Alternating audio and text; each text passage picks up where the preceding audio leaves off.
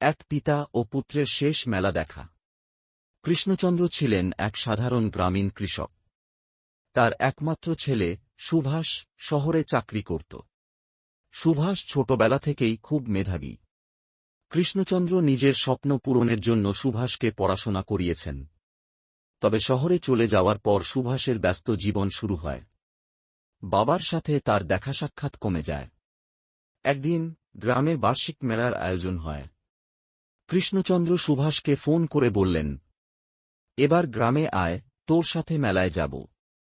কতদিন তোর সাথে ভালোভাবে কথা বলিনি, এবার একটু সময় নিস। সুভাষ প্রতিশ্রুতি দিল, আসছি বাবা, এবার মেলায় আমরা একসাথে যাব। দিন গড়াল, মেলার দিন চলে এল।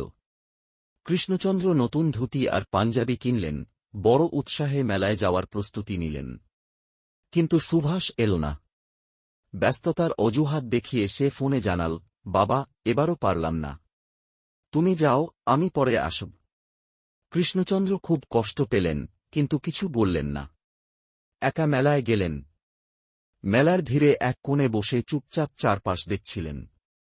তার মনে পড়ছিল সুভাষের শৈশবের দিনগুলো, যখন তারা হাত ধরে ঘুরতেন, আনন্দে সময় কাটাতেন।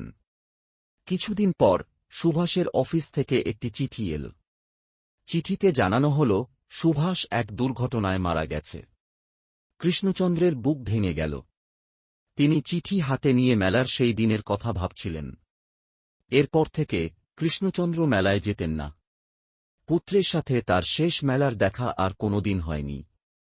উপসংহার: সময় কখনো ফিরে আসে না। ভালোবাসার মানুষদের সঙ্গে সময় কাটানোর সুযোগ হাতছাড়া করা উচিত নয়।